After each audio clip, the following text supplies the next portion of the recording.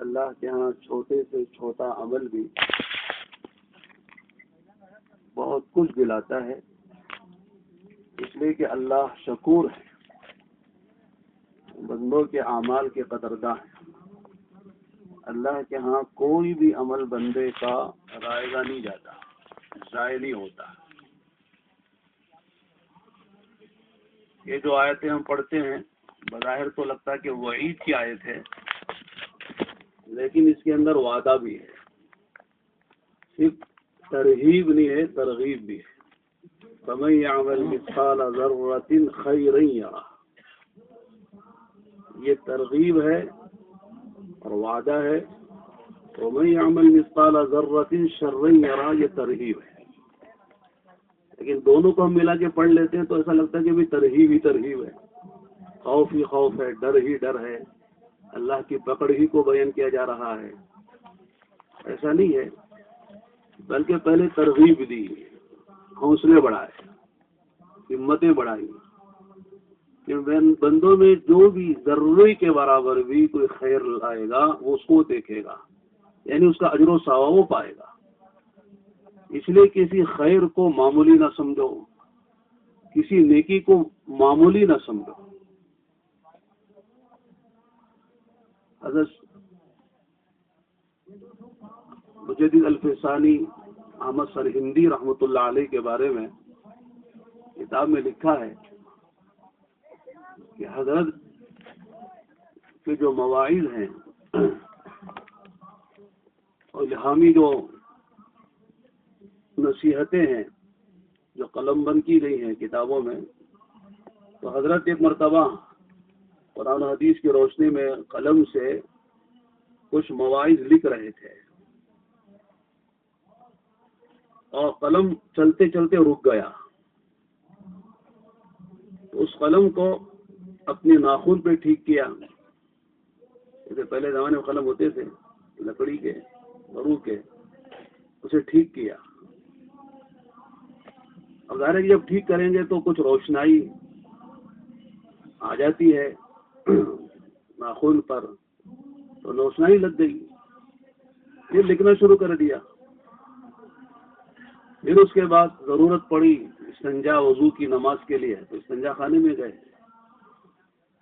کہتے ہیں کہ استنجا خانے میں جا کر بیٹھ ہی رہے تھے کہ اچانک اس روشنائی پہ نظر پڑی، تو فوراً وہاں سے نکل آئے، یہ سوچ کر بھی یہ روشنائی وہ ہے جس سے میں قرآن حدیث لکھ رہا تھا۔ اب یہ استنجا خانے میں اگر دھوؤں گا تو روشنائی استنجا خانے میں چلی جائے گی، لہٰذا باہر آ کر اس کو صاف کیا پاک جگہ اور اس کو دھو کر پھر استنجا کے لیے آئے، تو فرمایا کہ اس وقت ان پر الہام ہوا یا غیبی ایک آواز آئی کہ اے احمد تمہارا یہ عمل ہمارے یہاں قبول ہو گیا، ہم نے تمہاری مغفرت کر دی۔ بہت چھوٹا سا عمل بظاہر لگتا ہے لیکن کتنے بڑی، اس لیے کہ سب سے بڑا مسئلہ مغفرت کا ہے۔ تو کسی عمل کو چھوٹا نہ سمجھو، جسے لکھا ہے کتابوں میں، حضرت امام ابو داؤد رحمۃ اللہ علیہ کہ وہی حدیث لکھ رہے تھے، روشنائی میں قلم ڈبو کے جب لکھ رہے تھے تو مکھی قلم پہ آگے بیٹھ گئی، حضرت نے لکھنا موقوف کر دیا، یہ سوچ کر بھی اللہ کی مخلوق ہے، پیاسی ہے، چلو تھوڑی دیر پی لیتے دوست۔ جب تک وہ پی کر سیراب ہو کر نہیں اڑ گئی لکھنا موقوف کر دیا، جب وہ اڑ گئی پی کر تو پھر لکھا۔ تو پھر انتقال کے بعد کسی نے خواب میں دیکھا کیا ہوا، تو حضرت نے بتایا کہ میرا وہ عمل اللہ کو پسند آیا جس کی وجہ سے اللہ نے میری مغفرت کر دی۔ تو چھوٹے سے چھوٹا عمل اللہ کے ہاں بڑی قدردانی کے ساتھ دیکھا جاتا ہے، اس لیے کسی عمل کو معمولی نہ سمجھو۔ اللہ معاف فرمائے کہ آج کچھ ایسی ذہنیت چل رہی ہے کہ صاحب یہ کچھ نہیں ہے، وہ کچھ نہیں ہے، اس کی ضرورت نہیں ہے، اس کی ضرورت نہیں ہے، یعنی امت کو بے اعتماد بنایا جا رہا ہے اور بے ادب بنایا جا رہا ہے۔ بہت بڑی گمراہی ہے کہ امت کا اعتماد بڑوں سے ہٹایا جائے، صحابہ سے، ائمہ سے، میرا دوستو اس طرح اپنے اکابر سے امت کا اعتماد ہٹ جائے، اس لیے کہ اعتماد کی بنیاد ہی پر سارا دین ہے۔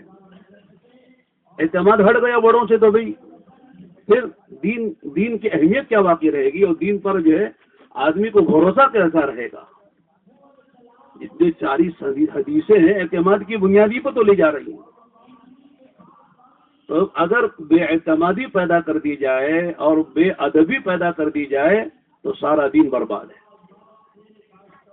جسے کہتے ہیں الدین کلہ ادب، دین سارے کا سارا ادب کا نام ہے۔ اثر ہے یا کسی کا ملفوظ ہے مجھے یاد نہیں ہے، لیکن بات اپنی جگہ ہے۔ من تہاون بالآداب عوقب بحرمان السنہ، کہ جو آدمی آداب میں تہاون، سستی برتے، لاپرواہی برتے، اس کو جو سزا ملتی ہے وہ سنت سے محرومی کی سزا ملتی ہے۔ ومن تہاون بالسنہ عوقب بحرمان الواجب، جو سنتوں میں تہاون اور لاپرواہی برتے، سستی کاہلی برتے، اس کو سزا ملتی ہے واجبات سے محرومی کی۔ ومن تہاون بالواجب عوقب بحرمان الفرائض، تو جو واجبات میں سستی کاہلی کرے، اس کی پرواہ نہ کرے، اس کو اہمیت نہ دے، تو اس کو سزا ملتی ہے کہ فرائض سے آدمی رہ جاتا ہے۔ اور آخری درجہ ومن تہاون بالفرائض عوقب بحرمان المعرفہ، تو جو فرائض میں سستی کاہلی کرتا ہے اللہ پاک جو ہے اسے اپنی معرفت سے محروم کر دیتے ہیں۔ معلوم ہوا کہ ابتدا آداب سے ہے۔ ادب با ادب با نصیب، بے ادب بے نصیب۔ میرے دوستو آج امت کا عوام سے تعلق دھیرے دھیرے ختم ہو رہا ہے۔ عوام نہیں جانتی علماء کا کیا مقام ہے، علماء کا کیا احترام ہے، علماء کی کیا عزت ہے۔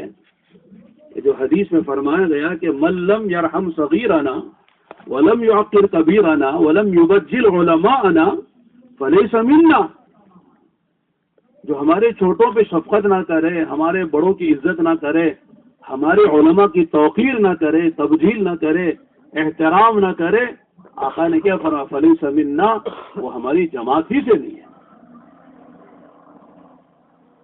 اور میرے دوستوں اور بھائیوں، ہم علماء کی ذمہ داری ہے کہ 100% دین امت تک پہنچائیں، ان کو عقائد بھی بتانا ہے، ان کو عبادات بھی بتانی ہے، ان کو فرائض و واجبات بھی بتانا ہے، ان کو سنن اور سنن مؤکدہ، غیر مؤکدہ، نوافل، مستحب اور اعلیٰ، یعنی سارا دین شروع سے لے کر آخر تک بتانا ہے، اور بتانا صحیح طریقے سے بتانا ہے اور صحیح سمجھ کر خود کو بتانا ہے۔ ورنہ میرا دوستو دین کسی کے پاس ہے اور جو ہے عمل کسی کو کرنا ہے۔ مثال کے طور پر ہم کہتے ہیں بھئی علم کی جو طاقت ہے جو ظاہر ہوگی وہ اپنے موقع پہ ظاہر ہوگی۔ اگر علم اپنی جگہ چھوڑ دے گا تو اس کی طاقت ظاہر نہیں ہوگی۔ مثال کے طور پر ماشاءاللہ یہ بڑا مجمع ہے جو مختلف مدارس میں ہم سب نے ماشاءاللہ علوم عالیہ، پھر حدیث اور تفسیر، نحو اور صرف اور فقہ سب ہم نے پڑھی ہے۔ مثلا ہم نے ہدایہ میں کتاب البیوع پڑھی ہے۔ اب ظاہر ہے کہ کتاب البیوع کا تعلق کس سے ہے؟ کس سے ہے بھائی؟ ہم علماء سے ہے۔ کتاب البیوع کا تعلق تو تاجروں سے ہے۔ ہم نے پڑھا ہے کتاب البیوع ساری پڑھ لی ہے، لیکن عمل کسے کرنا ہے؟ تاجروں کو کرنا ہے۔ تاجروں کو پتہ نہیں ہے بھائی خرید و فروخت، مشتری کسے کہتے ہیں، بائع کسے کہتے ہیں، اور اسی طرح جو ہے بیع و شراء کے کیا شرائط ہے، بائع کب فاسد ہو جاتی ہے، یعنی یہ ساری باتیں ہیں جو ہم بھی پڑھی ہیں۔ ادارے کہ ہم تو تجارت تو نہیں کر رہے ہیں، ہم امامت کر رہے ہیں، درس و تدریس میں ہیں یا تبلیغ میں ہے، جو بھی کر رہے ہیں، لیکن تجارت کون کر رہا ہے؟ امت کے تاجر کر رہے ہیں، لیکن وہ تجارت بغیر احکامی تجارت کے کر رہے ہیں۔ تو ظاہر ہے کہ اس علم تجارت کا علم جو ہے اس کی طاقت جو ظاہر ہوگی وہ جب تاجروں کے پاس اس علم ہوگا، تاجروں کا اس پر عمل ہوگا۔ تاجر تو عمل نہیں کر رہا ہے، وہ خیانت کے ساتھ، کذب کے ساتھ، بددیانی کے ساتھ، ملاوٹ کے ساتھ، مال کا عیب چھپا کر اور لوگوں کو دھوکہ دے کر تجارت کر رہا ہے، تو ظاہر ہے کہ اس کی طاقت کہاں سے ظاہر ہوگی؟ حضرت عمر رضی اللہ عنہ کا جو واقعہ ہے سب جانتے ہیں کہ آپ بازار میں گشت لگاتے تھے، ایک مرتبہ دیکھا ایک نئی دکان کھل گئی جو پہلے سے نہیں تھی. مجھے کب سے کھولی ہے؟ فلاں وقت سے کھولی ہے. کہا تجارت کے حکام سیکھ لیے؟ کہا نہیں سیکھے. کہا بند کرو دکان، اپنی دکان بند کرو اور پہلے جا کر مسجد نبوی میں تجارت کے حکام سیکھو. پھر کیا فرمایا؟ لا تمنع عنا المطر، اگر تم نے تجارت کے احکام تجارت کرنے سے پہلے نہ سیکھے اور تجارت کے حکام سیکھے بغیر تجارت کر رہے تو اللہ تمہاری غلط تجارت کی وجہ سے بارش کو روک لیں گے. تو تم بارش کے روکنے کا سبب نہ بننا، بلکہ جاؤ پہلے تجارت کے حکام سیکھو پھر آ کے تجارت کرنا. تو غیر میرے دوستوں میں کرنا چاہ رہا تھا کہ ہماری ذمہ داری ہے کہ امت تک دین پہنچائیں. علماء امت کی ذمہ داری ہے کہ یہ امانت ہمارے پاس ہے، وَأَدُّ الْأَمَانَاتِ إِلَىٰ أَهْلِهَا. ایک مسئلہ ہے، ایک آدمی کسی کے پاس کوئی امانت رکھ کر بھول جائے، اسے یاد بھی نہ ہو کہ میں نے کس کے پاس امانت رکھی، لیکن جس کے پاس رکھی ہے اسے معلوم ہے کہ فلاں کی امانت میرے پاس ہے، تو کیا مسئلہ ہے؟ مال غنیمت سمجھ کے کھا جائیں؟ کیا کرنا چاہیے بھائی؟ جا کر اسے پہنچانا چاہیے اور کہنا چاہیے بھائی اس امانت کو ہم سے لے لو اپنی، اور ہم کو اس امانت کے بوجھ سے سبکدوش کرو، ورنہ اللہ کے یہاں پکڑے جائیں گے. تو یہ مسئلہ ہے، سب جانتے ہیں. یہ نہیں کہتا وہ بھول گیا ہے، اسے پتا بھی نہیں اس نے کہاں رکھا ہے، کس کے بعد رکھا ہے، لہذا آپ کھاؤ مال غنیمت سمجھ کے. یہ نہیں، بلکہ اہتمام سے اس کے پاس جانا، اس کی خوشامد کرنا، اس کی امانت اسے دینا، پھر اس ذمہ داری سے سبکدوش ہونا، یہ ذمہ داری ہے. تو میرے دوستو، آج امت کا تقریباً 90% سے زیادہ طبقہ اپنی دین کی اور علم دین کی امانت کو علماء کے پاس رکھ کر بھول گیا ہے. اسے پتہ نہیں کہ بھئی ہماری امانت کسی کو پاس ہے. تاجروں کی امانت ہمارے پاس ہے، ملازموں کی امانت ہمارے پاس ہے، جوانوں کی امانت ہمارے پاس ہے، عورتوں کے دین کی امانت ہمارے پاس ہے. ہر ایک کا دین ہمارے پاس ہم جانتے ہیں، لیکن بیچارے وہ جانتے نہیں ہیں، بھول بھی گئے. اب ظاہر ہے کہ جو آدمی بھولا ہوا کیسے آگے لے گا؟ ایک تو آدمی ضائع کر دے اور ضائع کرنا بھی بھول جائے تو کتنا بڑا نقصان ہے. اسی کو علامہ اقبال نے کہا تھا نا کہ وائے ناکامی متائے کارواں جاتا رہا، کارواں کے دل سے احساس زیاں جاتا رہا. قافلہ جا رہا تھا لدا فدا مال و دولت سے، اور راستے میں ڈاکوؤں نے ڈاکہ ڈالا اور سارا مال چھین لیا. اب قافلہ آگے بڑھ رہا ہے، اسے پتا بھی نہیں کہ ہم سے کیا لے لیا گیا، کیا چھین لیا گیا اور کیا ہم سے لوٹ لیا گیا. اگر کم سے کم کچھ احساس بھی ہوتا تو تگ و دو کرتے، ہاتھ پیر مارتے، محنت کرتے، کوشش کرتے، تدبیریں کرتے اور مال اپنا واپس لینے کی صحیح کرتے. لیکن کوئی احساس بھی نہیں کہ ہمارے پاس کیا تھا اور کیا لے لیا گیا. پہلے احساس، اسی کہتے احساس کا نہ ہونا یہ موت ہے. جیسے آدمی کے بدن میں خدا نہ خواستہ کوئی عضو جو ہے وہ بے حس ہو جاتا ہے، ڈاکٹر چباتا ہے سوئی، کہے بھائی کچھ احساس ہے کہ نہ، مر گیا یہ حصہ. آگے پھر کہ مر گیا، اور آگے تھوڑا ارے درد ہو رہا ہے. جہاں زندگی ہوتی ہے وہاں تکلیف ہوتی ہے، اور جہاں زندگی نہیں ہوتی ہے وہ احساس ہی ختم ہو جاتا ہے. تو احساس کا نہ ہونا یہ موت ہے. آج امت کا ایک بڑا طبقہ اسے احساس ہی نہیں ہے کہ ہمارے سے کیا لے لیا گیا، کیا رہ گیا.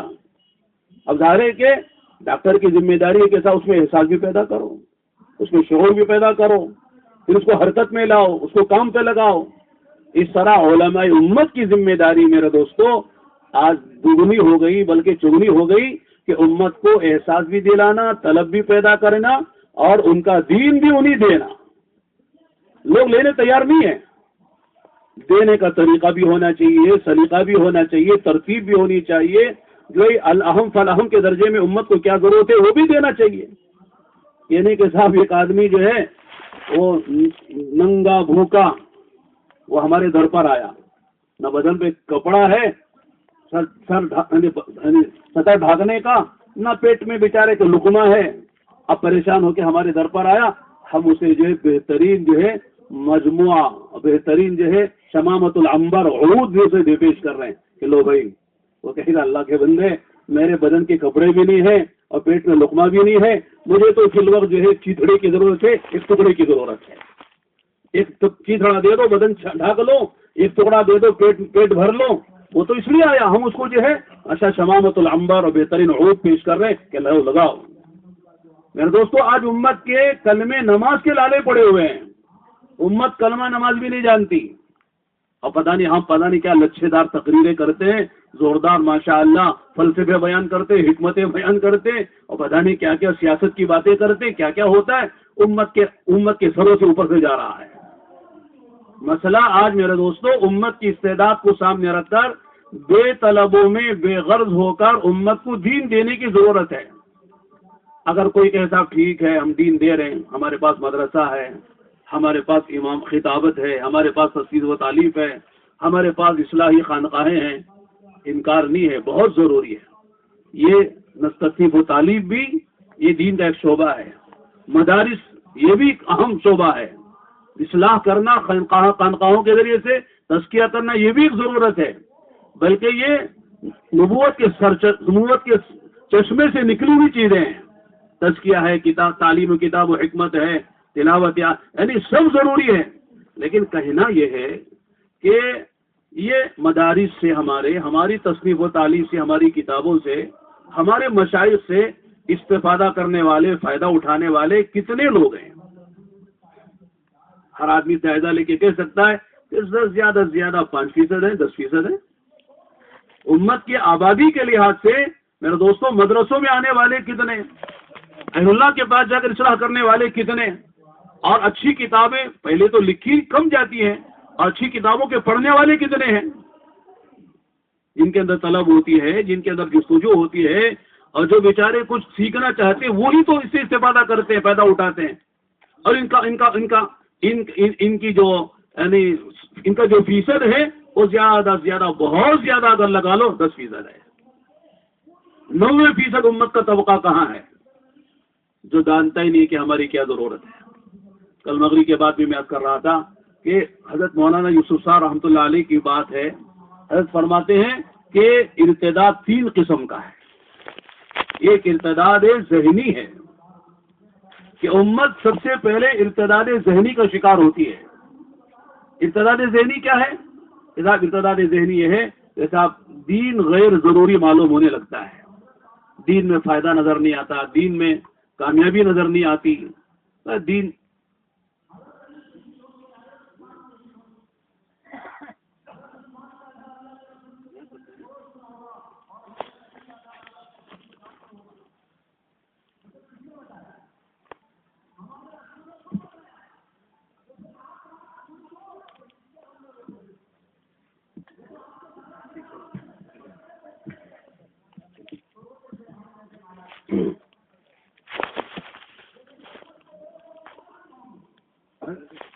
قریب آ جائے.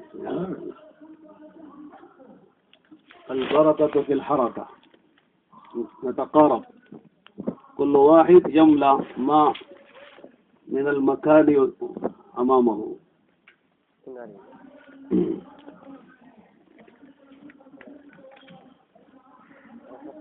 تو حضرت کی بات ہے کہ ارتداد ذہنی پہلے آتا ہے. کیا مطلب ہے؟ ذہنوں میں دین کی اہمیت ختم ہو جاتی ہے، دین کی ضرورت ختم ہو جاتی ہے، دین میں کامیابی کا یقین ختم ہو جاتا ہے. اور جب یہ بات پیدا ہوتی ہے تو اس کے بعد بھی اگر آدمی عمل بھی کر رہا ہے تو حضرت فرماتے تھے کہ اس کا نتیجہ ظاہر نہیں ہوگا. مثلا نماز کا اثر کیا ہے؟ ان الصلاۃ تنہی عن الفحشاء والمنکر. آدمی اس عقیدے، اس ذہن کے ساتھ دین میں کامیابی نظر نہیں آ رہی، دین میں عزت نظر نہیں آ رہی، اس نظریے کے ساتھ، اس ذہن کے ساتھ اگر نماز بھی پڑھ رہا ہے تو اس کی نماز اسے بے حیائی سے نہیں روکے گی. روزہ رکھ رہا ہے تو روزے سے تقویٰ نصیب نہیں ہوگا. اس ذہن کے ساتھ اگر زکوٰۃ بھی دے رہا ہے، زکوٰۃ سے اس کے دل کا بخل نہیں نکلے گا. اگر حج بھی کر رہا ہے تو حج سے اللہ کا تعلق اسے نہیں ملے گا، اللہ کی محبت نہیں ملے گی. سارے عمل کھوکھلے ہو جائیں گے اور سارے عمل بے اثر ہو جائیں گے اگر آدمی ذہن سے کر رہا ہے. آج امت کا دیکھو کتنا بڑا طبقہ ہے جو اس ذہن کا ہے کہ نہیں ہے، بلکہ سمجھانا پڑتا ہے. پھر یہ کہتے ہیں مولانا ٹھیک ہے مگر جب آدمی ٹھیک ہے پھر مگر کہا تو ٹھیک ہے جو کہا تھا وہ ختم ہو گیا، وہ ملغا ہے، اس کا کوئی اثر نہیں ہے۔ اگر آدمی کہتا مولانا ٹھیک ہے دین سیکھنا چاہیے مگر بولا کہ دین ہے، دین سیکھنا چاہیے جو کہا تھا نا، وہ مگر نے اسے کھا لیا، وہ مگر ہے نا منہ کھول کے کھا گئی، وہ اب اس کی کوئی حیثیت نہیں ہے۔ جب آدمی اگر مگر بولتا ہے کسی بات کے بعد تو اس سے پہلے والی بات بیکار ہو گئی، اس کی وہ بے اثر ہو گئی۔ ہاں بھائی دین ہی میں کامیابی ہے، اس کا یقین ہم کو ہے، مگر اگر نہیں، اگر مگر بولے گا بات ختم ہو جائے گی۔ تو امت کا ایک بڑا طبقہ اس کا شکار ہے، جو ہو سکتا ہے زبان سے نہ بولے لیکن ذہن متاثر ہے۔ دنیا والوں کو دیکھ رہے ہیں بڑی ترقی ہو رہی ہے، پتہ نہیں کہاں سے کہاں چلے جا رہے ہیں، لیکن کہتے صاحب یہ کیا مصیبت ہے، دین یہ حلال یہ حرام یہ فلاں فلاں، صاحب یہ مولویوں کی تمام گھروں کی باتیں معلوم ہوتی ہیں، ہم کو ترقی سے روک رہے ہیں۔ تو پہلی چیز ہے ارتداد ذہنی، اور پھر جو ہے آدمی جو ہے دوسرے نمبر پر میرے دوستوں جب آتا ہے تو ارتداد عملی پر آتا ہے، عمل میں ارتداد آ گیا۔ امت کا تقریباً 80% طبقہ میرے دوستو نماز کیوں نہیں پڑھ رہا ہے؟ اس لیے کہ ارتداد عملی کا شکار ہے۔ ہم لوگ خوش ہو جاتے ہیں ماشاءاللہ، بنگلور میں 1000 کے قریب مسجدیں ہیں اور جمعے میں ماشاءاللہ ساری مسجد بھر جاتی ہیں، لوگ روڈ پہ نماز پڑھتے ہیں، بڑی اچھی بات ہے۔ لیکن جو آئے ہیں ان کو دیکھ کر خوش ہو رہے ہیں، لیکن جو لوگ ابھی نہیں آئے باہر ہیں ان کو دیکھو کتنی ان کی تعداد ہے، فیصد ان کا کتنا ہے۔ تو مسجد میں آنے والوں کا فیصد 20%، 15%، زیادہ جمعے کو نماز پڑھنے والے، اور جمعے کے دن نماز نہ پڑھنے والوں کا فیصد تقریباً 60% ہے، 50% سے زیادہ ہے، جو جمعہ بھی نہیں پڑھتے۔ تو معلوم یہ ہوا میرے دوستو امت جو ہے دین کے اعتبار سے عملی ارتداد میں مبتلا امت ایک بڑا طبقہ ہے۔ پھر تیسرے نمبر پر میرے دوستو ابھی فلاں علاقہ مرتد ہو گیا، فلاں علاقہ مرتد ہو گیا، یہ آج مرتد نہیں ہوا ہے بلکہ اس پر وقت لگا ہے۔ پہلے ذہنی ارتداد آیا، پھر عملی ارتداد آیا، پھر امت قولی ارتداد کا شکار ہوتی ہے۔ جب ایک آپ کہتے نہیں ہم قادیانی ہو گئے، ہم کو اسلام کی ضرورت نہیں ہے، ہم عیسائی ہو گئے، ہم کو اسلام کی ضرورت نہیں ہے۔ تو یہ قولی جو ارتداد آتا ہے میرے دوستو بہت دیر سے آتا ہے، بہت پہلے دن نہیں آتا۔ امت پہلے ذہنی ارتداد میں مبتلا ہوتی ہے، پھر عملی ارتداد میں مبتلا ہوتی ہے، اور پھر جا کے قولی ارتداد، عقیدے کے ارتداد جو زبان سے ظاہر ہوتا ہے وہ بہت دیر میں ہوتا ہے۔ اس لیے امت کا تقریباً جیسے میں نے عرض کیا میرے دوستو 90% 80% طبقہ غیر طالبین کا ہے، جن کو احساس بھی نہیں ہے۔ جب طلب نہیں ہوتی ہے میرے دوستو بہتر سے بہتر چیز لے جا کے کھلاؤ تو وہ کہتا نہیں چاہیے، یہ پیٹ بھرا ہوا ہے دنیا کی محبت سے، اگر دین کی بات کریں گے تو الٹی ہو رہی ہے، اس کا پیٹ بھر جاتا ہے، اس کو بہتر سے بہتر بریانی متنجن مرغی اور جو پتہ نہیں جو بھی کھلو کہتا نہیں چاہیے، بس پیٹ بھرا ہوا ہے۔ تو آج لوگوں کا پیٹ دنیا کی محبت سے، دنیا کی میرے دوستو عظمت سے، دنیا کی چیزوں کے تعلق سے ایسا بھر گیا ہے کہ دین کی بات ہضم نہیں ہو رہی، اسے الٹی کراؤ، اندر سے نکالو دنیا کی محبت اور پھر دین ان کو دینے کی فکر کرو۔ ورنہ میرے دوستو جیسے جب بے طلبی ہوتی ہے تو دین میں کوئی مزہ نہیں آتا، ہر چیز میں سستی کاہلی۔ جیسے ایک بزرگ نے لکھا کہ صاحب ایک آدمی جو ہے بڑے میاں بوڑھے ہو گئے، ڈاکٹر کے پاس گئے تو ڈاکٹر صاحب نے کہا کہ ڈاکٹر صاحب مجھے آنکھوں سے کم نظر آتا ہے، آپ بڑھاپے کی وجہ سے، مجھے اونچا سنائی دیتا ہے، کم سنائی دیتا ہے کہ بڑھاپے کی وجہ سے، میرا کھانا ہضم نہیں ہوتا ہے بڑھاپے کی وجہ سے، ڈاکٹر صاحب میرے ہاتھوں میں راشا ہے، گلاس بھی پکڑ نہیں جاتا بڑھاپے کی وجہ سے، میرے گھٹنوں میں درد رہتا ہے کہ بڑھاپے کی وجہ سے، جو بیماری بتا رہے کہتے بڑھاپے کی وجہ سے، بڑھاپے کی وجہ سے۔ بڑے میاں کو بڑا آیا غصہ، انہوں نے اٹھا کے تھپڑ ڈاکٹر صاحب کے چہرے پہ لگا دیا، مار دیا۔ ڈاکٹر صاحب نے مسکراتے ہوئے تو کوئی بات نہیں، یہ بھی بڑھاپے کی وجہ سے، کوئی بات نہیں، یہ بھی بڑھاپے کی وجہ سے۔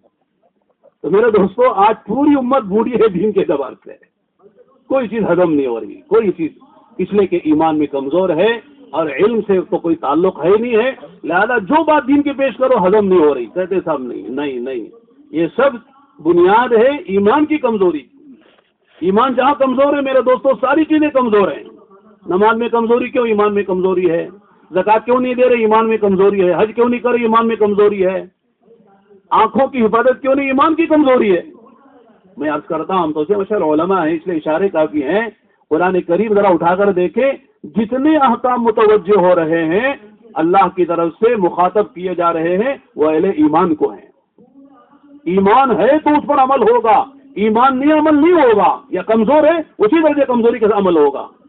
مثال کے آنکھ کی بات آئی, کیا فرما قل للمؤمنین یغضوا من ابصارهم ویحفظوا فروجهم, ایمان والوں سے کہو نگاہ نیچے رکھیں. کیا مطلب ہے؟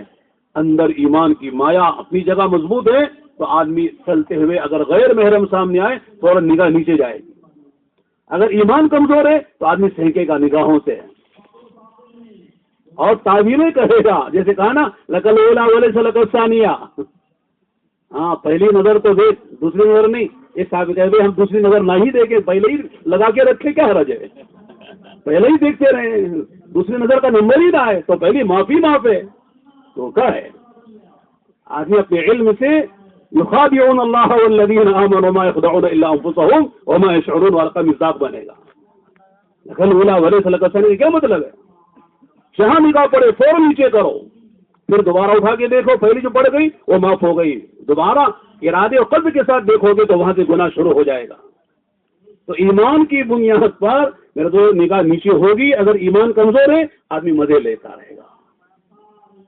صرف یعنی معاشرت کے احکام نہیں, معاملات کے یعنی سارے احکام کی بنیاد یہی ہے. مثال کے طور پر یا ایھا الذین آمنوا لا یسخر قوم من قوم عسى ان یکونوا خیرا منهم. ایمان والو ایک دوسرے کا مذاق نہ اڑاؤ, مرد اور مردوں کا مذاق نہ اڑائیں, عورتیں عورتوں کا مذاق نہ اڑائیں. اگر تمہارے اندر ایمان ہے, ایمان آدمی کو میرے دوستو دوسرے کا مذاق اڑانے سے, دوسرے کا استہزاء کرنے سے, دوسرے کا تمسخر کرنے سے آدمی کی حفاظت کرے گا. وہ سوچے گا کہ اگر یہ آدمی لمبا ہے, کالا ہے, ٹھگنا ہے, بدصورت ہے تو یہ تو تصویر ہے, بنانے والا تو مصور اللہ ہے. تصویر کی خامی بیان کرنا یہ تصویر کی خامی نہیں ہے, یہ تو اللہ تصویر بنانے والے کی خامی ہے. اگر کوئی تصویر ہمارے سامنے آئے اس کی تعریف کرے, تصویر کی کیا تعریف ہے, وہ تو بنانے والے کی تعریف. اگر آدمی تصویر کی برائی بیان کر رہا ہے, نقص بیان کر رہا ہے تو یہ تصویر کا نقص نہیں ہے, بنانے والے کا نقص ہے. ایک آدمی کے ہاتھ میں اگر ہوتا صاحب اونچا ہونا, لمبا ہونا, گڈا ہونا, ٹگنا ہونا, گورا ہونا, کالا ہونا تو وہ لوگ کوئی آدمی عیبدار بنتا. تو بنانے والے نے جیسے بنا دیا ویسے بن گیا. اس لیے اگر کسی کا مذاق اڑا اس کے لمبے ہونے کی وجہ سے, اس کے لمڑے ہونے کی وجہ سے, یا اس کے کالا ہونے, کالو کو کے لمبو وہ گڈو وہ کالو, آدمی مذاق اڑا رہا ہے. تو میرے دوستو یہ مطلب کیا ہے کہ اگر واقعی ایمان ہے, اسے سمجھ میں آ گیا صاحب یہ چیز حقیقت ہے تو کبھی مذاق اڑایا نہیں جا سکتا. جیسے حضرت ابو ذر غفاری کے بارے میں شاید ہے کہ صاحب جیسے بخاری شریف کی روایت ہے تو ایک مرتبہ جو ہے انہوں نے حضرت بلال سے کہہ دیا یبن سودا, وہ کالیا کے بیٹے تیری ماں کالی تو بھی کالا, یبن سودا کہہ کے پکارا تو انہوں نے تو اسے کچھ نہیں کہا, حضور سے کی شکایت کر دی کہ حضور ابو ذر نے مجھے یبن سودا کہہ کے پکارا ہے. اللہ کے نبی نے بلا کے کیا فرمایا, انک امرؤ فیک جاہلیہ, ایسا لگتا ہے کہ تم ایسے آدمی, اب تک تمہارے اندر جاہلیت کی بو نظر آ رہی ہے. جاہلیت کی خوبی تم کے اندر کیسے ہے اب تک باقی ہے مسلمان ہو کر, مومن ہو کر, کہ میرے طبقے سے ایک ساتھی کو ابن سودا کے پکار رہے, تمہیں شرم نہیں آتی؟ غیر میرے دوستو جہاں بھی آپ اٹھا کر دیکھیں احکامات جو دیے جا رہے ہیں وہ ایمان کی بنیاد پر ہیں. ان الصلاۃ کانت علی المؤمنین کیا ہے, ہاں کتاب موقوتا, کہ نماز جو ہے ایمان والوں پر وقت کی تحدید کے ساتھ فرض ہے, کہ ایمان والا ہی وقت کی تحدید کے ساتھ, رعایت کے ساتھ, اقامت صلاۃ کا کی رعایت کے ساتھ نماز پڑھے گا. علی المؤمنین کہا, ایمان والوں پر نماز. تو معلوم ایمان اگر نماز میں کمزوری ہے تو ایمان میں کمزوری ہے. یا ایھا الذین آمنوا کتب علیکم الصیام, اے ایمان والو تم پر نماز روزہ فرض ہے. ایمان والوں کے روزہ پر, بے ایمان کیوں روزہ رکھے گا, اسے کیا ضرورت پڑی روزہ رکھنے کی؟ وہ جانتا ہی نہیں ہے کہ اللہ نے خود فرمایا الصوم لی وانا اجزی بھی اور انا اجزا بھی, کہ روزہ میرے لیے، روزے کا بدلہ میں خود دوں گا یا میں خود بن جاؤں گا. تو جہاں احکام ہے میرے دوستو، ہم سب غور کرتے تو پتہ چلتا ہے احکام اہل ایمان کی طرف متوجہ ہیں. مطلب یہ ہے کہ ایمان آدمی کو عمل پہ ڈالے گا، ایمان کی طاقت عمل پہ ڈالے گی، علم نہیں، صرف علم نہیں. اس لیے اور میرے دوستو، علم کی رعایت کے ساتھ زندگی اس وقت گزرے گی جب ایمان کی طاقت اندر ہوگی. علم ہے، ایمان کی طاقت نہیں ہے تو زندگیاں علم کی رعایت نہیں گزریں گی. تاجر علم رکھتا ہے، جھوٹ بولنا حرام ہے اور خیانت کرنا حرام ہے، ڈنڈی مارنا حرام ہے، ملاوٹ کرنا حرام ہے اور عیب مال کا عیب چھپانا حرام ہے، جانتا ہے، لیکن ایمان کی کمزوری اسے ڈنڈی مارنے سے نہیں روک رہی ہے. ایمان کمزور ہے، جھوٹ بولنے سے نہیں رک رہا ہے. بلکہ ہم غور کریں بھائی، جتنے منکرات اس وقت میں شائع و ظاہر ہیں اور منتشر اور پھیلے ہوئے ہیں، اگر غور سے دیکھا جائے، کسی شرابی سے پوچھو، مسلمان شرابی ہے، مسلمان ہے، شرابی ہو گیا ہے، پوچھو بھائی شراب پینا حلال ہے، کیا بولے گا؟ مولانا جانتا ہوں شراب حرام ہے، لیکن ظالم لگ گئی ہے، چھوٹ نہیں رہی ہے. تو شراب کی حرمت کا علم ہے لیکن پی رہا ہے. زانی کو علم ہے زنا حرام ہے لیکن کر رہا ہے. ہر آدمی جو منکر میں مبتلا ہے اور منکر کا مرتکب ہو رہا ہے، اسے پتا ہے کہ یہ منکر ہے، حرام ہے، لیکن پھر بھی کر رہا ہے. نماز چھوڑ رہا ہے، یہ فرض ہے، فریضہ ہے، چھوڑ کر. اسے پوچھے بے نمازی سے کہ نماز پڑھنا فرض نہیں ہے، کہتے مولانا فرض ہے، جانتا ہوں. تو معلوم کیا ہوا کہ فرائض کا علم ہے اور محرمات کا علم ہے، حرام کا علم ہے، لیکن اس کا مرتکب ہو رہا ہے، اس کا تارک ہو رہا ہے، اسے چھوڑ رہا ہے اور اسے کر رہا ہے. معلوم یہ ہوا کہ اندر جو ایمان کی طاقت آدمی کو جو ہے وہ آگے یعنی اللہ کے حکام پر لا سکتی تھی، وہ ایمان اس کا کمزور ہے.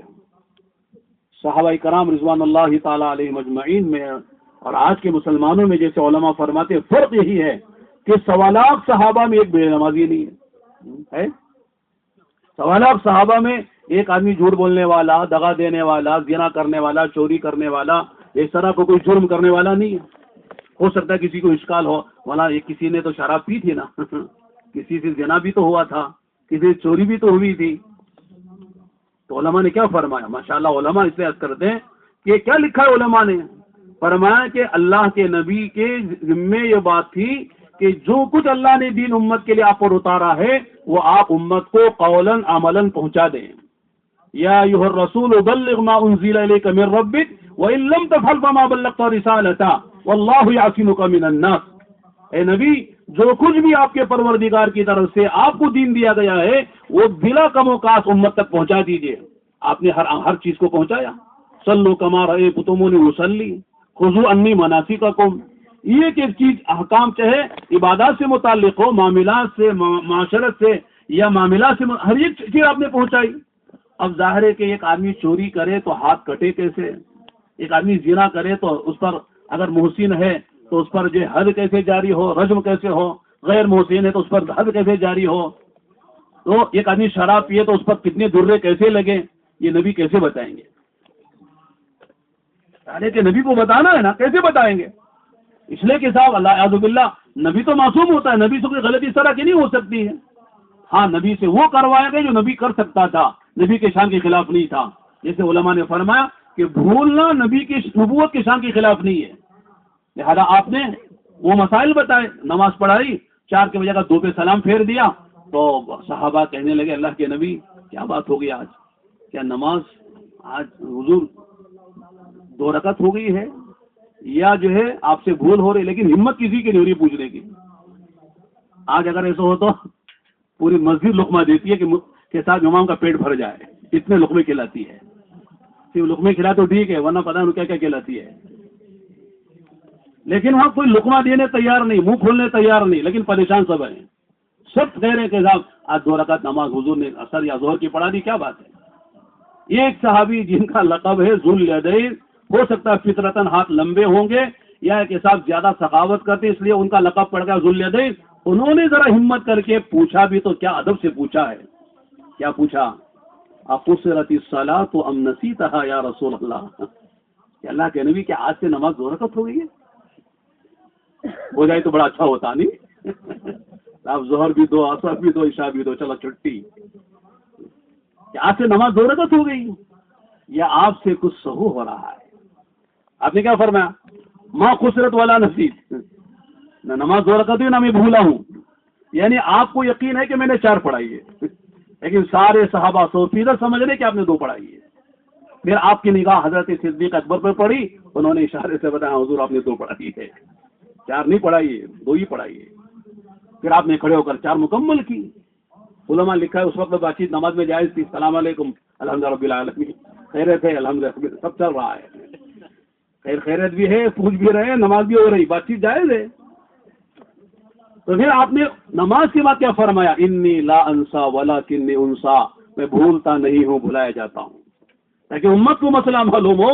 اگر اتفاقی طور پر کبھی امام صاحب سے اس طرح کا سہو ہو جائے، بجائے 4 کے 2 پہ سلام پھیر دے، تو نماز کی تکمیل کیسے ہوگی؟ یہ بتانے کہ اس طرح کے مسائل نبی سے کروائے جو نبی کے شان کے خلاف نہیں تھے. لیکن بھائی شراب پیے، درے لگے، زنا کرے، رجم ہو، حد جاری ہو، چوری کرے، ہاتھ کٹے، یہ نبی کیسے بتائے گا؟ قیامت تک آنے والی امت کو سمجھانا ہے. ایسے ہاتھ کٹتا ہے، ایسے درے لگتے ہیں.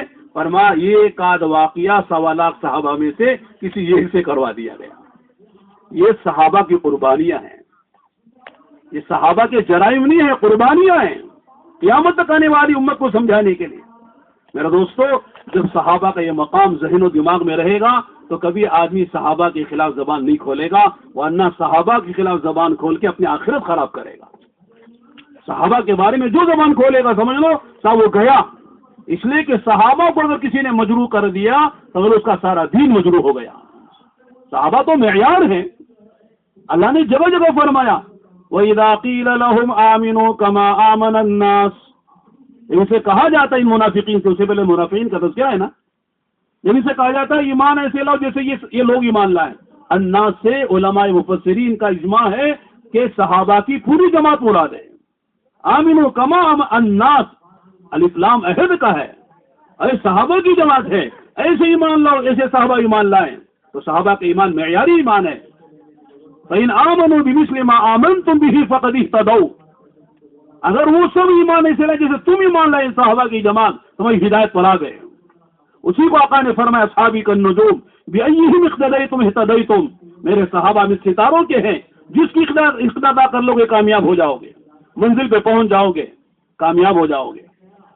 میرے دوستو، ہر زمانے میں دین کو لوگوں نے بگاڑنے کے لیے براہ راست دین پر جو حملہ نہیں کیا، بلکہ دین کے جو حاملین ہیں اور دین کے جو ناقلین ہیں ان پر حملے کیے ہیں، تاکہ وہ مجروح ہو جائیں تو ان کے راستے سے آنے والا دین بھی مجروح ہو جائے.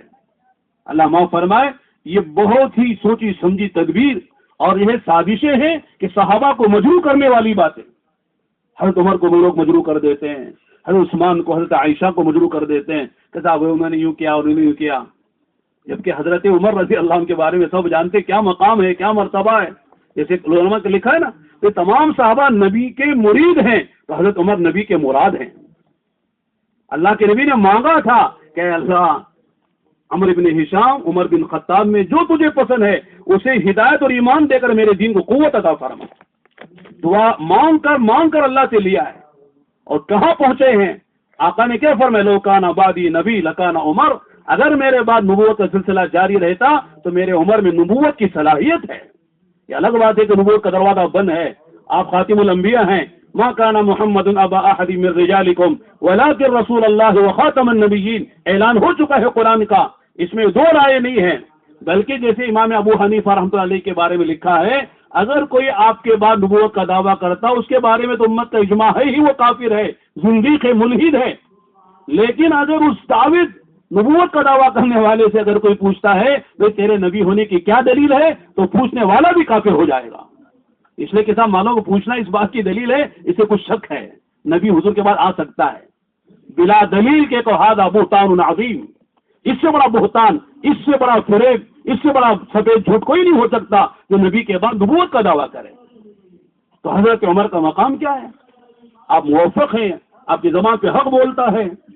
22 جگہ قرآن میں ایسی ہیں جہاں موافقات عمر کے نام سے علماء نے جمع کیے ہیں کہ حضرت عمر کے دل میں خیال آتا ہے کہ صاحب یہ ہو تو کتنا اچھا، مقام ابراہیم پہ نماز پڑھے تو کتنا اچھا، کیا اچھا ہوگا. واتخذوا من مقام ابراہیم مصلی.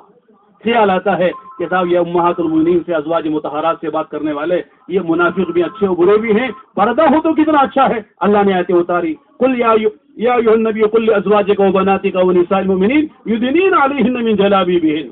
یہ شراب و جوا حرام ہو تو کتنا اچھا ہے. اللہ نے آیتیں اتاری 22 جگہ قرآن کریم میں موافقت عمر کے نام سے. دشمنوں نے کہا اگر اسلام کو ایک اور عمر مل جاتا حکومت کے لیے 11.5 پہ 11.5 یعنی 10.5 یا 11.5 سال جو حکومت کی ہے، ایک عمر اور مل جاتا تو دنیا میں اسلام ہی اسلام رہتا، کوئی اور مذہب باقی نہ رہتا. دشمنوں نے گواہی دی. الفضل ما شہد به الاعداء، کمال وہ ہے، فضل وہ ہے جس کی دشمن گواہی دے.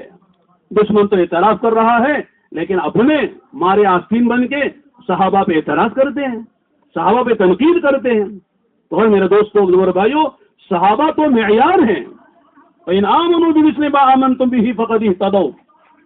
تو پھر ان سے اس طرح کی جو غلطیاں ایک آدھ ہوئی ہیں امت کو سبق دینے کے لیے قیامت تک آنے. جیسے واقعہ ہے ایک عورت سے ہو گیا زنا، وہ آ رہی ہے، خود ہی آ رہی، خود کیا فرمایا، جا بچہ پیدا ہونے کے بعد آنا. بچہ پیدا پھر آتی کہ جا دودھ جب چھوٹ گیا پھر آنا. قصہ مشہور ہے، علماء نے لکھا ہے وہ اللہ کی بندی دعا کر رہی تھی کہ اے اللہ جلدی سے بچہ پیدا ہو جائے، جلدی سے دودھ چھوٹ جائے، اس سے پہلے نہ میرا انتقال ہو نہ نبی کا انتقال ہو. اگر اس سے پہلے میں مر گئی جہنم میں چلے جاؤں گے، اگر اس سے پہلے نبی دنیا سے چلے گئے تو میری توبہ کون قبول کروائے گا، مجھ پر حد کون جاری کرے گا. دودھ چھوڑا، کوئی پولیس نہیں ہے، کوئی وہاں لانے والا زبردست قانون نہیں ہے، خود اندر سے آ رہی. اندر کا تقویٰ ہے، اندر کا خدا کا خوف و خشیہ ہے جو لے کر آ رہا ہے.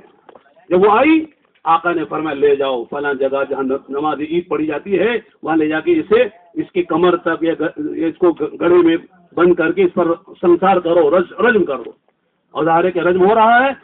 تو لکھا ہے کتابوں میں حضرت خالد بن ولید شاہد ہے، ان کے بدن پر اس عورت کے کچھ خون کے چھینٹے آئے، ان کی زبان سے ایک جملہ نکلا، میں کہتا ہوں نکلا نہیں نکالا گیا. اس میں بھی سبق ہے ہمارے لیے، اس میں بھی عبرت ہے ہمارے لیے.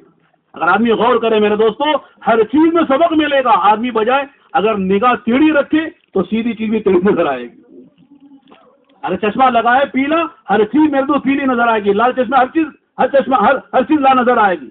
اس لیے فرماتے آدمی صحیح رخ سے سوچے تو ہر چیز میں آدمی کو عبرت ملے گی، سبق ملے گا. حضرت عبداللہ بن مسعود رضی اللہ عنہ جا رہے ہیں، ایک جگہ ایک عورت، ایک جوان بچہ ایک بوڑھی ماں کا مر گیا، انتقال کر گیا. وہ رو رہی تھی، کہہ رہی تھی کہ اللہ میرے بچے کا کوئی ملا نہیں تجھے، میرے بڑھاپے کا سہارا چھین لیا، میری لاٹھی بھی چھین لی، تجھے مجھ پر رحم نہیں آیا. تو شاگردوں نے کہا حضرت دیکھیے کیسی شکایت کر رہی اللہ کی، کہ صاحب وہ یوں کر رہی، یوں کہہ رہی، یوں کہہ رہی، اللہ کی شکایتیں کر رہی. تو حضرت عبداللہ بن مسعود نے فرمایا تم کو تو اس کی باتوں میں شکایت نظر آ رہی، مجھے تو اس کی باتوں میں توحید نظر آ رہی. وہ یہ کہہ رہی کہ میرے بچے کو اللہ ہی نہیں مارا ہے، کسی جن بھوت پریت نے نہیں مارا ہے، میرا بچہ اللہ کی مشیت سے مرا ہے، اللہ ہی میرے بچے کے ممید اور مارنے والے ہیں. اس کی باتوں میں مجھے توہین نظر آ رہی اور تم کہہ رہی شکایت نظر آ رہی. میرے دوستوں جب چشمہ آدمی صحیح لگاتا ہے تو پھر اسے ایک آدمی جو ہے ایک پھول تھا اس کے ساتھ کانٹے لے کر گیا، کسی کو دیا، کہنے لگا صاحب نہیں چاہیے، یہ پھول میں کانٹا لگا ہوا ہے، پھینک دیا. وہی کسی کو لے کر دوسری کے پاس گیا، اس نے کہا ماشاء اللہ کیا بہترین کانٹا پھول لیے ہوئے ہیں. ایک ہی چیز ہے، اسے جو ہے کانٹے پھول کے ساتھ کانٹا نظر آیا، اسے کانٹے کے ساتھ پھول نظر آیا. اس لیے میرے دوستوں آدمی کا مثبت انداز ہونا چاہیے، منفی انداز نہیں ہونا چاہیے، ورنہ ہر بڑے میں آدمی کو یہ نظر آئے گا، کہیں نہ کہیں سے آدمی جو ہے وہ اپنی آخرت خراب کر لے گا. چنانچہ وہ صحابی سے جملہ نکلا، ایسی ناپاک عورت، گنہگار عورت کے ناپاک خون کی چھینٹے میرے بدن پر آ گئے. اور یہ جملے حضور کے کانوں تک پہنچے نہیں، پہنچائے گئے. اللہ کی مشیت تاکہ ان کو سبق ملے. چنانچہ کیا ہوا، آقا نے بولا کہ کیا فرمایا خالد کیا کہہ رہے ہو. اس اللہ کی بندی نے ایسی توبہ کی ہے اس گناہ کے بعد. روایتیں مختلف ہیں، ایک روایت میں ایک مدینے والے، ایک روایت میں ساری حجاز والوں پہ تقسیم کر دی جائے، سب کی مغفرت کے لیے کافی ہو جائے گی. ایسی توبہ کی. اس لیے علماء نے لکھا ہے ہم لاکھوں تہجد پڑھ کر بھی اللہ کے قرب کا وہ مقام حاصل نہیں کر سکتے جو انہوں نے گناہ کے بعد توبہ کر کے اللہ کا قرب حاصل کیا ہے. اس لیے مشاجرات صحابہ میں بھی نہیں پڑھنا چاہیے. وہ سب سے اللہ راضی ہو گیا، رضی اللہ عنہ و رضوان کا پروانہ وہ دنیا میں اور فرش پر چل رہے ہیں، عرش سے ان کو پروانہ اللہ کی رضا کا مل چکا ہے. اس لیے صحابہ کی شان میں کوئی گستاخی نہیں کرنا، ایسے بعض لوگ کر جاتے ہیں، لکھ بھی جاتے ہیں. تو میرے دوستو میں یہ کر رہا تھا کہ صحابہ کی پوری جماعت میں یہ ایک آدمی برائی کرنے والا اس طرح جیسے آج امت عادی ہو گئی ہے، بلکہ لوگ کہتے صاحب ساری دکانوں میں محلے میں جتنی دکان مادار ہے اس میں ایک فلاں آدمی کی دکان سے سودا خریدنا معلوم ہوتا ہے بڑا امانت دار ہے. کیا مطلب ہے؟ باقی سب خائن ہیں، چور ہیں، سب لٹیرے ہیں، یہ ایک آدمی ہے فلاں نوجوان ماشاءاللہ نمازی ہے، یہ مطلب سارے بے نمازی ہیں. مسلمان کی کا تعارف نمازی سے کرنا یہ ایسا ہی ہے فلاں مرد کے چہرے پہ داڑھی ہے. داڑھی تو مرد کو آتی ہی ہے، یہ کون سا تعارف ہے؟ تعریف ہے کہ صاحب یہ مرد ہے اس کے چہرے پہ داڑھی ہے. مرد ہے تو داڑھی ہونی چاہیے، مسلمان ہے تو نمازی ہونا ہی چاہیے، مسلمان ہے تو سچا ہونا ہی چاہیے. یہ کیا بات ہے کہ صاحب مسلمان ہے سچا ہے؟ ہر مسلمان کو سچا ہونا چاہیے، ہر مسلمان کو نمازی ہونا چاہیے. اور میرے دوستوں میں عبادت کر رہا تھا، امت کا تقریباً 90% طبقہ یہ آج بے طلب ہے، اور طالب والوں کو دین دینا بہت آسان ہے. مثال کے طور ہم مدرسے شاہ اللہ میں پڑھاتے ہیں، 400 طلبہ ہمارے ہیں. ایک طالب علم کو کسی خدمت کے لیے بولا 10 بھاگ کے آتے ہیں، جوتے ٹھیک کرتے ہیں. یہ الگ بات ہے کہ پیچھے جوتے دکھائیں الگ بات ہے، لیکن جوتے ٹھیک تو ضرور کرتے ہیں. حضرت حضرت حضرت کہہ کے سب ماشاءاللہ ایسے کر رہا ہے. ایسا ہمارے طلبہ نہیں ہے لیکن طالب ہے، لہذا وہ ہماری ایک بات پر سب اور ہمارے سارے قوانین ماننے کو تیار ہیں. جو ہم قانون بناتے ہیں سب قانون تسلیم کرتے ہیں، اس لیے کہ طلب والے ہیں وہ. تو طلب والوں کو دین دینا آسان سے آسان تر ہے، کوئی مشکل نہیں ہے. لیکن میرے دوستو جو بے طلب ہے اسے دین دینا آسان نہیں ہے. وہ تو یوں احسان جتائے گا جیسے دینے والا، جیسے نبی جا رہے ہیں تو نبی کا کیا سلوک ہو رہا ہے؟ جیسے کوئی نبی بھیک مانگنے جا رہے ہیں، کسی سے لینے جا رہے ہیں، حالانکہ نبی دینے کے لیے جا رہے ہیں. نبی کسی سے لیتا نہیں ہے، وہ دیتا ہے، لیکن دینے والے کا سلوک ایسے جیسے دینے والا سلوک کرتا ہے. یہ علیا اس کا ہے، یہ سفلا اس کا ہے، جانے والے کا. تو میرے دوستو اس وقت جو ہے آدمی کو صبر کر کے دین دینا یہ بڑی بات ہے. کہتا کیا جہنم میں جاؤ، مانتے نہیں مانتے جاؤ جہنم میں جاؤ، ہمارا کیا کرنا ہے؟ آدمی ناراض ہو جاتا ہے. جیسے ماشاءاللہ ہم لوگ یہ پونے گھنٹے کی جمعے میں تقریر کر کے یا ہمارے مدرسوں میں ہمارے طلبہ تیاری کر کے ہفتے عشرے کی ایک زوردار تقریر صاحبان الہند کی طرح ماشاءاللہ ایک زوردار منبر سے تقریر کر کے آخر میں کہتے وما علینا الا البلاغ، ہمارے ذمہ پہنچانا تھا پہنچا دیا، بھاڑ میں جاؤ جہنم میں جاؤ، ہمارا کیا کرنا ہے؟ یہ تقریر کر کے وما علینا الا البلاغ کہہ دیا. اور کہتے نبیوں نے بھی کہا ہے. ارے اللہ کے بندے نبی نے بھی کہا لیکن کب کہا ہے تو سوچو. 950 سال دعوت دینے کے بعد حضرت نوح نے کہا ما علینا الا البلاغ. 950 سال کی محنت، کوئی گالی دے رہا، کوئی تھوک رہا ہے، کوئی مار رہا ہے، کوئی مذاق اڑا رہا ہے.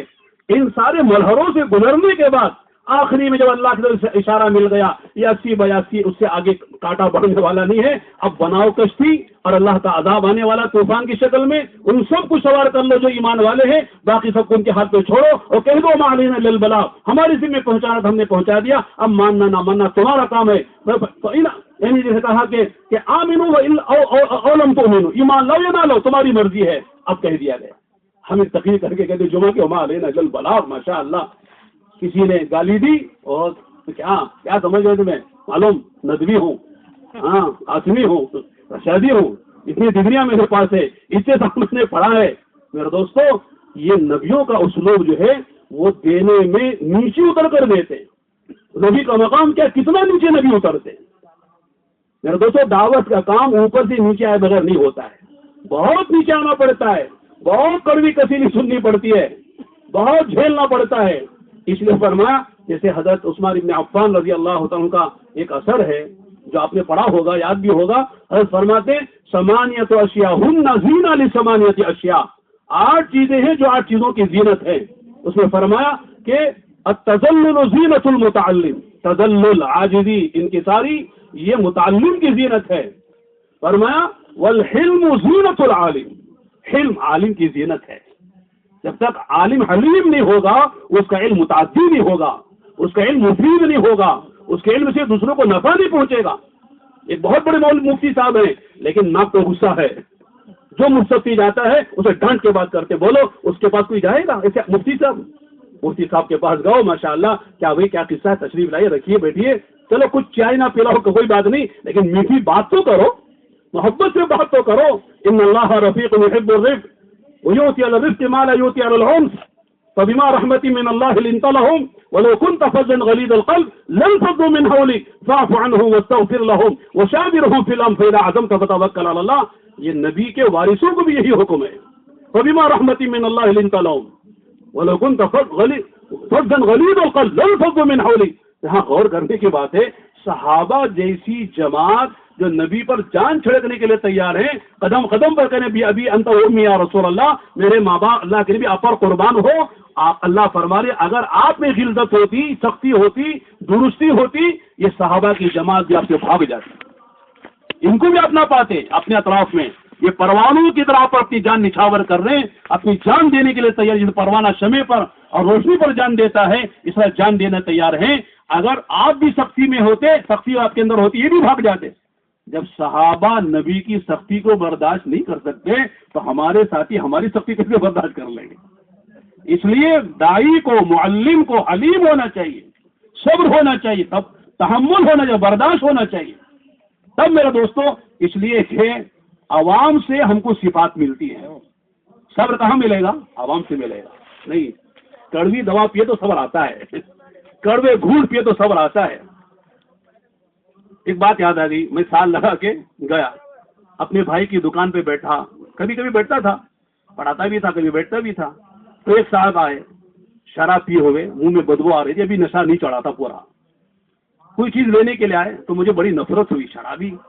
تو چیز اٹھا کے میں نے الٹے ہاتھ سے، پیسے الٹے ہاتھ سے دیے جو بچ گئے تھے. وہ شرابی نے کیا کہا، کہنے لگا مولوی صاحب تمہارے سیدھے ہاتھ کو سکرات لے گی کیا؟ الٹے ہاتھ سے پیسے دیتے. آج تک وہ بات یاد ہے، تقریباً 28 سال ہو گئے اس واقعے کو، لیکن آج بھی جب کسی کو دینا لینا ہوتا ہے تو فوراً یاد آتا ہے کہ شرابی نے سبق سکھایا تھا. مولوی صاحب تمہارے سیدھے ہاتھ کو سکرات لگی کیا؟ الٹے ہاتھ سے دے رہے. ہم تو کراہت سے دے رہے تھے، لیکن وہ آپ کو سبق سکھا گیا. کسی کو دینا لینا سیدھے ہاتھ سے دو اور لو، یہ کہ الٹے ہاتھ سے دے رہے، یہ مسلمان نہیں ہوئے. تو عوام میں چلنے میں میرے دوستوں صبر آتا ہے. صبر کی تقریر تو ماشاءاللہ 2 گھنٹے کی میں بھی کر سکتا ہوں، آپ بھی 4 گھنٹے کر سکتے ہیں. صبر یصبر صبرا فهو صابر الامر منه اصبر والنهي عنه لا تصبر. صبر کے لوگ بھی مانے یہ ہیں، اصطلاحی مانے یہ ہیں. قرآن میں اتنے کا صبر کا لفظ آیا ہے، حدیث میں اتنے کا صبر آیا ہے، صحابہ نے ایسا صبر کیا ہے اور انبیاء نے ایسا صبر کیا ہے. 2 گھنٹے کی تقریر کرتے ہیں، کرنا جانتے، بلکہ 2-3 جمعہ صبر پر تقریر کر سکتے ہیں، لیکن 2 منٹ کا صبر کرنا مشکل ہو جائے گا. جب قوم سے مقابلہ پڑے گا اس وقت پتہ چلے گا کہ صبر کی حقیقت کس درجے ہمارے اندر ہے. اور اللہ کا معاملہ میرے دوست صبر کی تقریر والوں کے ساتھ نہیں ہے. اللہ کی معیت، اللہ کی نصرت، اللہ کی تائید یہ صبر کی صفت والوں کے ساتھ ہے کہ صفت صبر اندر ہوگی. ان اللہ مع الصابرین، یہ نہیں کہ صاحب ان اللہ یعنی مع الذین یعلمون معنی الصبر ویعلمون معنی الصبر لغتا واصطلاحا، یہ نہیں ہے. اصطلاحی لوگ بھی معنی صبر کے جو جانتے ان کے ساتھ اللہ ہے. جو صبر کی حقیقت کو اللہ اندر اتارے ہوئے ہیں ان کے ساتھ خدا کی معیت اور مدد ہے. اور ظاہر کہ صبر کے مواقع جب آئیں گے اس وقت آدمی کو صبر کرنے کا موقع ملے گا. ہم جو ماشاءاللہ بہترین تقریر کرتے ہیں، لوگ ہمارے ہاتھ چومتے ہیں. ماشاءاللہ آج مولانا نے شاندار تقریر کی، مزہ آ گیا. کیا مزہ آ گیا بھائی؟ بہت مزہ آ گیا. جیسے کوئی مشاعرہ ہوا، ظالم نے کیا شعر کہا، ماشاءاللہ بہت مزہ آ گیا. کہ مشاعرہ ہو رہا ہے بھائی، کچھ تو ہو، کیا بولو نا. نہیں بہت مزہ آیا آج، بہت مزہ. کیا مزہ آیا بھائی؟ کچھ بولو نا. کچھ یاد نہیں، اسے مزہ یاد رہا. کانوں کی لذت کے لیے بات سن لی، ہم نے زبان کی لذت کے لیے کہہ دیا، انہوں نے کانوں کی لذت کے لیے تقریر سن لی اور ماشاءاللہ تعریف کر دی. اور دارے کی تقریر بھی ہفتے 2-4 دن کی تیاری کی تقریر ہے ماشاءاللہ. کہ صاحب دیکھا جلد جمعہ آنے والا ہے، آج جمعرات ہے، کیا بولنا ہے، 1.25 گھنٹہ تو بولنا ہی ہے کم سے کم. لہٰذا کون سی کتاب دیکھے، کون سا واقعہ دیکھے، کون سی حدیث، کون سا قصہ ہے، کون سی تفسیر ہے اور کون سی حدیث ہے، ملا کے ایک ماشاءاللہ تیار کر لی اور جا کے 1.25 گھنٹہ ماشاءاللہ ٹائم پاس تو کرنا ہی ہے، کرنا 1.25 گھنٹہ. انہوں لوگ ایسا آج کیا بات ہے، آج 35 منٹ تقریر ختم ہو گئی، آج 45 منٹ کی تقریر کیوں نہیں ہوئی؟ یہ تیاری 10 منٹ کی کم ہو گئی تھی. تو معلوم ہے کہ تیاری کی تقریر الگ ہوتی ہے اور ایک تقریر میرے دوستوں ایک آدمی اور جو امت کی ضرورت ہے، جو ضرورت ہے وہ بولتا ہے. اللہ کہلواتے ہیں اللہ کی طرف سے جو ہے اس کی تائید ہوتی ہے. اس لیے میرے دوستو اور بھائیوں، آج امت کو ضرورت ہے ایسے علماء کی جو امت کی رعایت کے ساتھ امت کے حالات کو دیکھ کر، ترتیب دیکھ کر، ضرورت دے کر امت کو غذا دینے.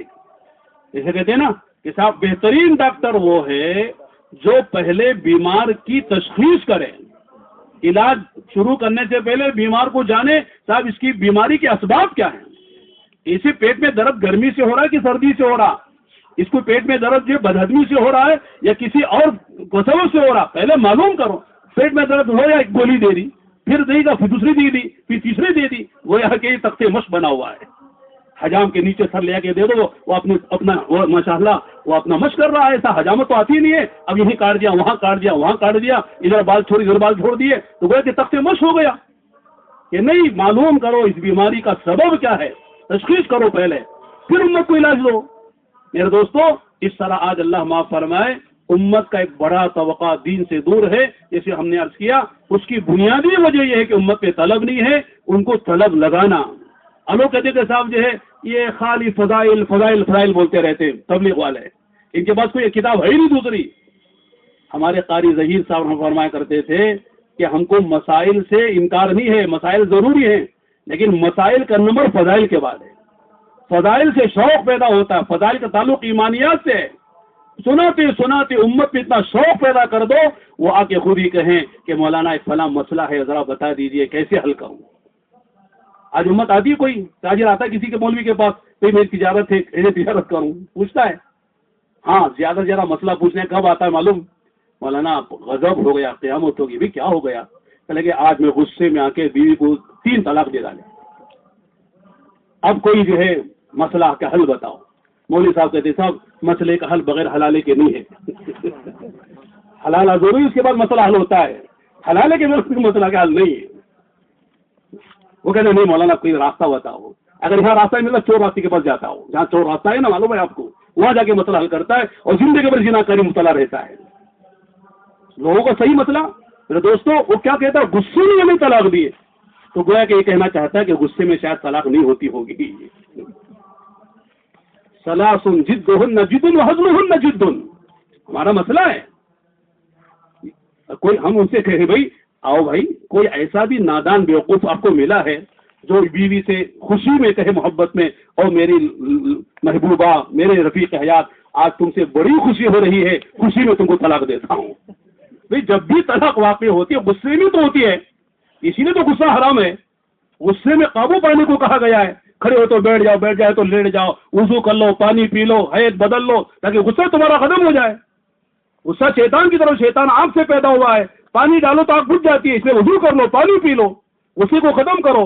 غصے کے وقت میں تمہاری عقل مغلوب ہو جاتی ہے، جو چاہے آدمی، اور بعد میں جب ہوش آتا ہو کیا ہو گیا، کیا ہو گیا، غضب ہو گیا.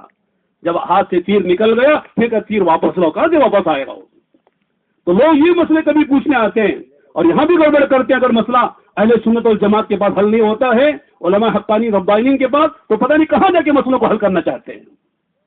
لیکن وہ جو اور مسائل، شادی کے مسئلے ہیں، خرید و فروخت کے مسائل ہیں، سفر و حضر کے مسائل ہیں، کوئی پوچھنے کو تھوڑی آتا ہے. طلب نہیں تو کہاں سے پوچھنے آئے گا؟ بھائی یہ آدمی کو بھوک ہی نہیں تو کھانا کیوں کھائے گا وہ؟ جیسے کھانے کی بھوک نہ لگنا یہ بیماری ہے. بھائی بھوک ہی نہیں لگ رہی، ہفتے گزرے بھوک نہیں لگ رہی، تو ڈاکٹر کے پاس زیادہ بھی نہیں جاتا ہے. ڈاکٹر بتا دو تم کو علاج کرو، فلاں علاج کرو. آج امت کو میرے دوستو بھوک ہی نہیں ہے دین کی، اور طلب ہی نہیں ہے. لہٰذا ہمارا کام دوہرا ہو گیا اور مشکل ہو گیا کہ امت کو بھوک بھی لگاؤ، طلب بھی پیدا کرو، اور پھر جو ان کو ان کا دین دو. اتنے مسئلے امت جب اتنا طلب پیدا ہو جائے گی، اتنے مسئلے پوچھے گی. علماء کو شکایت ہوتی تھی کہ صاحب کوئی پوچھتا نہیں ہے، اب آپ کو شکایت ہوگی رات سو رہے تھے 12 بجے فون آ رہا ہے، مولانا ایک مسئلہ ہو گیا. بس کبھی کبھی ہم کو غصہ بھی آتا ہے، کیا جی 12 بجے دماغ خراب ہے تمہارا، سونے کا وقت ہے کہ ایک مسئلہ پوچھنے کا وقت ہے. لیکن کیا کریں صاحب، اس کی مجبوری ہے. اگر نہیں پوچھے گا تو مسئلہ کھڑا ہو جائے گا. رات کے 12 بجے 12:30 1 بجے فون آتا ہے کبھی کبھی، مولانا ایک مسئلہ بتا دیجیے، مولانا ایک مسئلہ بتا دیجیے. انسان ہم بھی ناراض ہو جاتے کبھی، لیکن اللہ کا احسان ہے کہ اللہ نے امت میں طلب پیدا کر دی. اور میرے دوستو جب امت میں طلب پیدا ہو جائے گی، اللہ کی قسم ہمارا علم بھی زندہ ہو جائے گا. امت میں بے طلبی ہے، میں کہتا ہوں عام طور سے آپ بڑے مفتی صاحب ہیں بیجاپور کے شہر پورے ضلع کے، لیکن بیجاپور میں کوئی مستفتی نہیں ہے تو کیسے مفتی ہیں آپ؟ کوئی مستفتی آپ کے پاس آ ہی نہیں رہا ہے. آپ ماشاءاللہ کھول کے بیٹھے ہیں دارالفتہ، کوئی مستفتی آپ کے پاس فتویٰ پوچھنے کے لیے نہیں آ رہا، تو 2-4 سال کے بعد آپ جو ہے اپنا دارالفتہ بند کر دیں گے اور آپ کا علم بھی ختم ہو جائے گا. آپ کو موٹی موٹی باتیں یاد نہیں رہیں گی. ایک آدمی آگے پوچھتا بھائی، ایک مولوی صاحب جو 10-12 سال ہو گئے پڑھائے ہوئے اور اس لین میں نہیں ہے، آگے پوچھتا مولانا آج ہمارے گھر میں کنویں میں چوہا گر گیا اور چوہا گر کے مر گیا.